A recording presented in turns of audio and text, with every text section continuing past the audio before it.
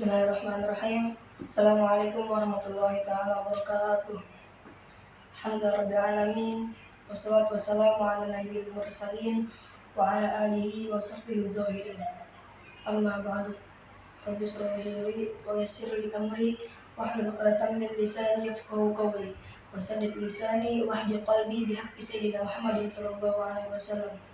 Pertama-tama dan yang paling utama, marilah kita panjatkan puja dan puji syukur kehadirat Allah Subhanahu wa taala yang telah memberi kita nikmat, di antaranya nikmat iman, nikmat Islam, serta nikmat sehat walafiat, sehingga kita dikumpulkan di tempat yang insyaallah diberkahi oleh Allah Subhanahu wa taala ini.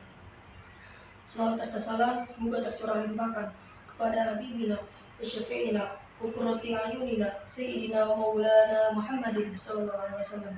Nabi yang telah membawa kita dari zaman kegelapan hingga zaman terang benderang. Nabi yang tidak pernah ke Bandung, tapi namanya selalu disanjung-sanjung. Nabi yang tidak pernah ke Bekasi, tapi namanya selalu ada di hati. Nabi yang tidak pernah ke Bandung, tapi namanya selalu disanjung-sanjung. Siapa lagi kalau bukan Habibina, Syafi'ina wa qurrati ayunina Sayyidina Maulana Muhammadin sallallahu alaihi wasallam. Ya, izinkan Ana di sini menyampaikan kajian kitab yang bernama Nasoiul Ibad. Ya, di sini Ane pernah ngaji di Pondok Pesantren Darul Muqmin Maliki yang insyaallah Ane beri ilmu di sini bermanfaat bagi kalian yang nonton. Ya, kitab ini perkenalan dulu ya. Kitab ini tuh berisi tentang nasihat Nasoiul Ibad, artinya nasihat para hamba-hamba, ibadun, hamba-hamba. Ya, langsung saja kita al-fatihain untuk ta'rif kitabnya. Al-Fatihah khususan dalam musnad kitab Muhammad Nawawi bin Umar Al-Bantani Syahabuddin Ahmad bin Hajar Al-Asqalani annallaha yuli darajatihi fil jannah wa yu'idu alaina min barakatihim wa asrarihim wa anwarihim wa ulumihim fid din wa dunya wal akhirah. Bismillahi lahum al-Fatihah. A'udzubillahi minasyaitonir rajim. Bismillahirrahmanirrahim. Alhamdulillahirabbil alamin arrahmanir rahim maliki yaumiddin.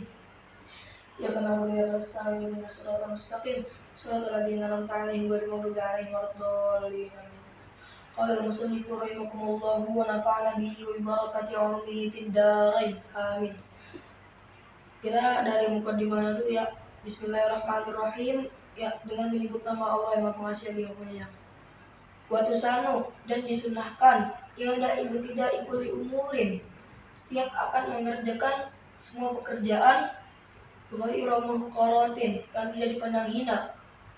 Fa itaruka fi awaliha, jika meninggalkan bismillah di permulaan pekerjaan, atamila, maka mendatangkan bismillah fi asna'iha, di tengah pekerjaan, biqaulihi bismillahi fi awalihi wa akhir. Yaitu di sini kita disunahkan untuk membaca bismillah ketika kita melakukan sebuah pekerjaan. Entah kita ingin memulai belajar, kita pasti akan memulai pekerjaan itu dengan membaca bismillah, atau memulai pekerjaan lain, entah pekerjaan memasak atau keluar rumah. Ya, bahwa pernah di suatu kisah ada suami istri. Istrinya ini ketika sedang memulai pekerjaan selalu membaca bismillah. Suaminya ini kaget, ya istri saya kok selalu memulai dengan membaca bismillah. Terus iri dong, kayak apa-apa selamat gitu, kayak pengen pergi kemana-mana membaca bismillah, bismillahirrahmanirrahim. Pergi kemana-mana tuh selamat, jadi pengen jatuh jadi nggak jadi jatuh. Suaminya ini bingung, lah kok bisa kayak gini ya. Terus istrinya itu maksudnya suaminya itu pengen ngerjain istrinya, ngambil dompet istrinya, ngambil duit istrinya, diumpetin sama suaminya tuh sama istrinya. Terus istrinya disuruh buka dompet, kayak sepak-sepik pengen jajan gitu suaminya. Terus istrinya ini buka dompet, masih baca bismillah, bismillahirrahmanirrahim, masih buka, apa reaksinya? Dompetnya keisi lagi. Gak tahu dari duit dari siapa, mungkin dari Allah Subhanahu wa taala, karena suami istrinya ini selalu mendatangkan bismillah setiap awal pekerjaan. Jadi kita disunahkan untuk mendatangkan bismillah di permulaan pekerjaan. Bismillah ini juga mempunyai 4 hukum. Di dalam kitab fikih, bismillah mempunyai 4 hukum. Pertama, bismillah juga bisa menjadi wajib, makruh, sunnah, dan haram. Bismillah bisa menjadi wajib. ketika Imam Syafi'i sholat di mazhab Imam Syafi'i itu harus mendatangkan bismillah ketika sholatnya. Dan bismillah juga bisa menjadi sunnah di sini nih. Ini tidak ikut umurin, setiap akan mengerjakan semua pekerjaan ghairu muqarratin yang tidak dipandang hina. Bismillah bisa menjadi sunnah ketika kita melakukan pekerjaan yang tidak dipandang hina. Contohnya ketika kita memakan, itu kita disunahkan ya membaca bismillahirrahmanirrahim, itu sunnah. Kalau dikerjakan mendapatkan pahala, ditinggalkan tidak mendapatkan apa-apa. Bisa menjadi makruh. Bismillah juga ketika kita contohnya memakai air gosok. Apa itu gosok? Kayak minjem tapi enggak izin gitu.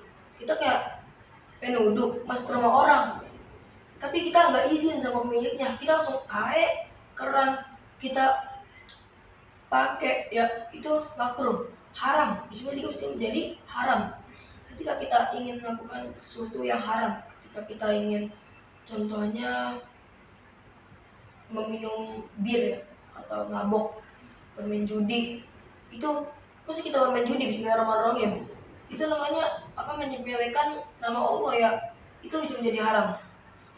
Lanjut, bikaulihi bismillahirrahmanirrahim fi awal wa akhir. Di sini ketika kita lupa pekerjaan, misalnya kita lupa mendatangkan bismillah di awal pekerjaan kita cukup bilang bismillahirrahmanirrahim fi awalihi wa akhir di tengah-tengah pekerjaan kita. Itu ketika kita lupa membaca bismillah di awal pekerjaan kita, atau bisa bismillahirrahmanirrahim awalu wa akhiruhu ya, juga bisa gitu. Lanjut, mana ya, langsung aja ya kita ke makalah yang langsung kita lengkap ke bab sini. Ruya dimimpikan Al-Ghazali, siapa Imam Al-Ghazali, finnaumi pada waktu tidur. Faqila, maka diucapkan lahu kepada Imam Al-Ghazali, maka Allah bika, apa yang diperbuat oleh Allah terhadapmu. Faqala, maka beliau menjawab, au qafani, Allah membawaku baina yadayhi, ke hadapannya. Jadi tuh di sini ada seseorang, dia dimimpikan oleh Imam Ghazali pada waktu tidur. Maka orang ini berkata ke Imam Ghazali, Imam Ghazali, apa yang diperbuat Allah kepadamu? Gitu ya. Terus Imam Ghazali ini menjawab, Allah membawaku ke hadapannya.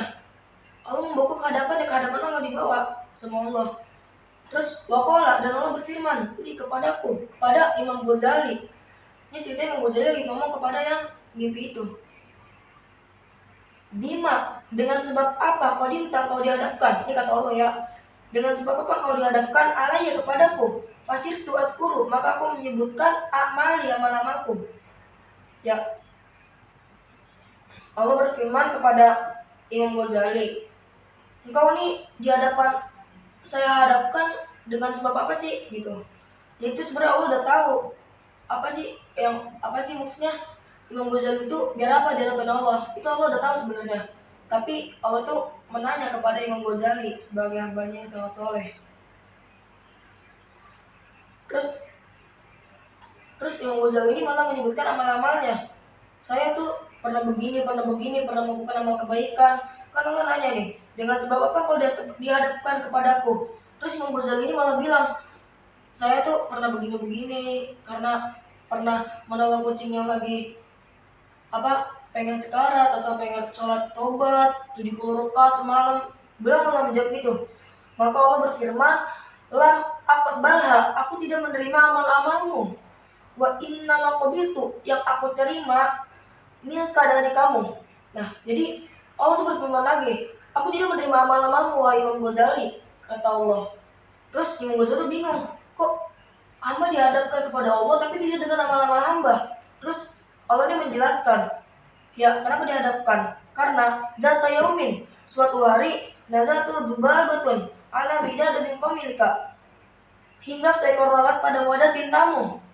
Jadi ada lalat nih, ketika Imam Ghazali menulis, taruh pakai tinta celup, ada lalat hinggap di wadah tintanya itu. Kita coba untuk minum darinya. Hiunya ini balik ke kolamika pada tintamu ya. minumnya ini balik kepada tintanya itu. Jadi alat ini minum dari seteguk tintanya ini ya. Wa anta taktubu, sedangkan kamu lagi menulis. Ada lalat pengen minum dari tintanya itu. Tapi ada Imam Ghazali, lalat itu kayak malu-malu gitu apa ya bahasa kita mah. Fatarokta, lalu kamu tinggalkan alkitabata, tulisan tersebut. Imam Ghazali meninggalkan tulisan tersebut tuh. Lalatnya masih ada di wadah tintanya. Hatta akhota, sampai lalat tersebut mengambil hazzuha, bagiannya. Ya. Jadi ketika Imam Ghazali sedang meninggalkan wadah tintanya itu, lalat itu langsung meminum tintanya itu dari tintanya itu diminum sama lalatnya ketika Imam Ghazali sedang pergi. Rahmatabillah, karena kasihan kepadanya. Jadi Imam Ghazali itu kasihan atau Allah yang kasihan? Aduh, ini kurang tahu nih. Kayaknya Allah kasihan kepada lalat tersebut. Lalu Allah Subhanahu wa taala memasukkan Imam Ghazali itu ke surga karena gara-gara mengasihi lalat minum. Soalnya Allah rahmatabillah, karena kasihan kepadanya. Ya. Semua Allah Ta'ala, lalu Allah berfirman kepada malaikat. Undu, bawalah kalian semua bi'abdi hambaku ilal jannati, menuju surga. Maksud hambaku ini itu berbalik kepada Imam Ghazali. Allah Subhanahu wa taala memerintahkan malaikat, bawalah Imam Ghazali menuju surga. Wa fi qoulihi sallallahu alaihi wasallam, pada sabda Nabi sallallahu alaihi wasallam, yarhamkum, lafaz yarhamkum. Riwayat kami al-jazmu, itu jazm. Yarhamkum ini mim itu dijazmkan di riwayatnya sini, di riwayat Imam Nawawi itu di riwayatnya dijazmkan yarhamkum, mim sukun itu dijazmkan.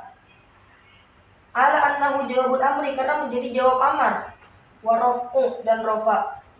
Ala annahu jumlatu du'aiyah, karena menjadi jumlah doa, wa huwal ula, dan ini lebih utama. Ya. Jadi yarhamkum ini lebih utama daripada yang, karena ini menjawab jawab amar. Ya amar, yarhamkum itu menjadi jawab amar.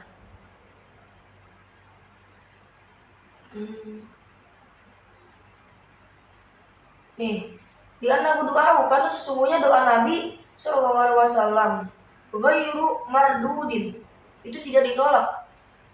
Jadi doa Nabi itu, Nabi Muhammad itu dijawab terus sama Allah Subhanahu wa taala, tidak pernah ditolak, karena Nabi Muhammad adalah kekasihnya Allah Subhanahu wa taala. Wa man asbabi husnil khatimati, termasuk sebab husnul khatimah al-muwazabatu, itu membiasakan ala hada doa ini. Jadi kita pengen membaca doa ini nih, nanti ada kasih ya doanya. Ini termasuk doa sebab husnul khatimah yang Nabi pernah doa. Ya, yang bagi nonton bisa dicatat juga doanya. Kita ini ya nih. Allahumma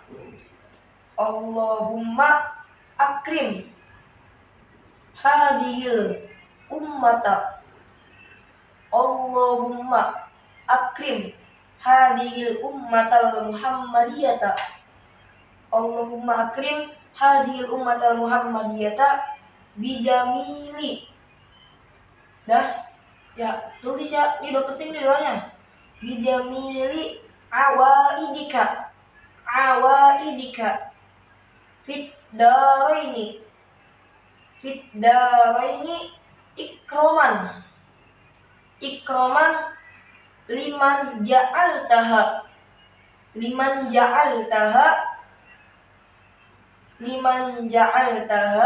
min ummatihi sallallahu alaihi wasallam, min ummatihi Muhammadin sallallahu alaihi wasallam.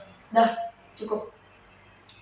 Wa minhal muwazabatu wallahu a'lamu bis-shawab. Shadaqallahul azim. Mudah-mudahan ya kita ngaji kali ini bisa menjadi manfaat untuk dunia dan akhirat. Cukup sekian dari anak. Bila ada sumur di ladang, bolehlah kita menumpang mandi. Bila ada umur yang panjang, bolehlah kita bertemu lagi. Cukup sekian dari anak. Bila taufiq wal hidayah. Assalamualaikum warahmatullahi wabarakatuh.